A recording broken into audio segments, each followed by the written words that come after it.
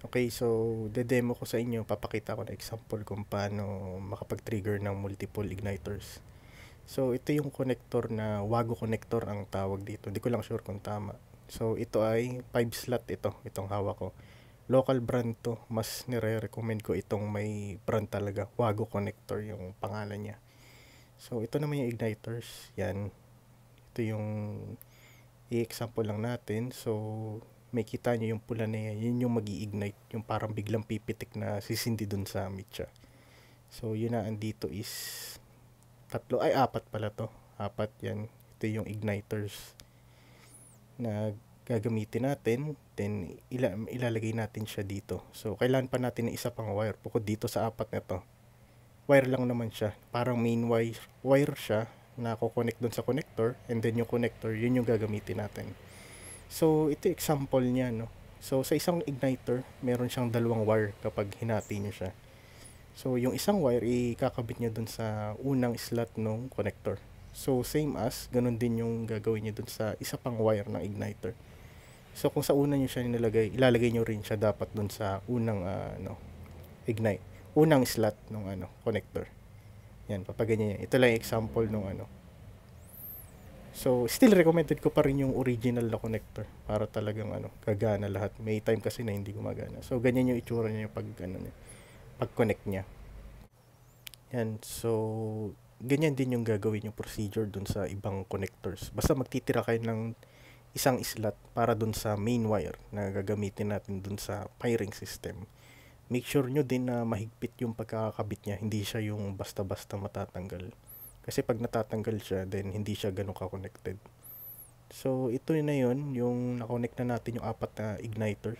Yan, ganyan yung may itsura niya. Kung ano yung procedure nung una na kinabit natin isa, ganun din. So, mahaba yung ginamit ko dito. Ito na talaga yung ginamit ko sa New Year eh. Itong ni-record ko is bago to mag-New Year. So, yan. Makita nyo meron tayong bakante pang dalawang slot.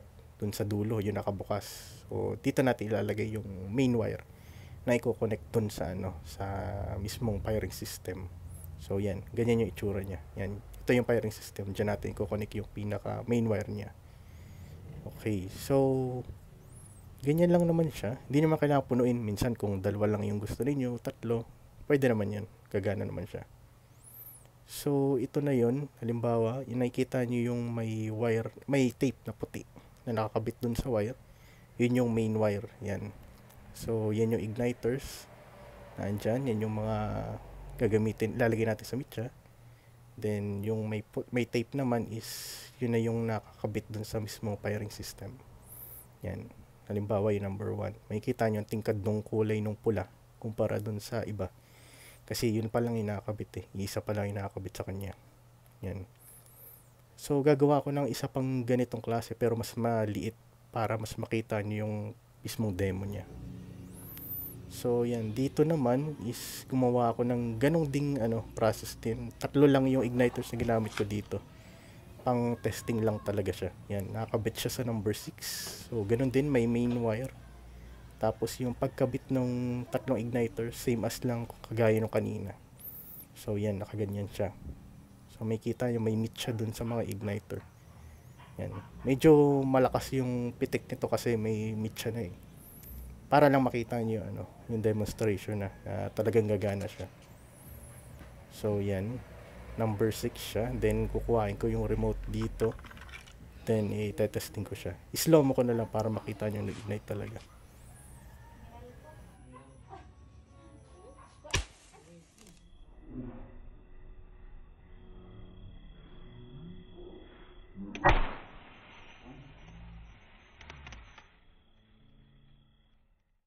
Okay, so nakita naman natin na nag-trigger yung tatlong matches. Yan, sunog na silang tatlo.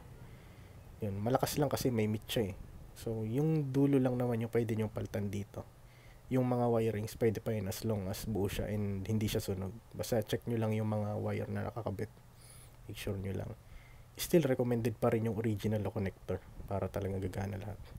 Tapos, share ko lang din yung experience ko dun sa 3-inch na LF Star Tracker 7-shot. Ang laki nung meet siya nun eh. Hindi nagkasya dun sa matches nung igniter. So, ginamit ko, nilagyan ko ng ganito. Tinipan ko yung Michano Star Tracker. Tapos itong Michano to, ito na yung ginamit ko dun sa firing system para sumindi talaga.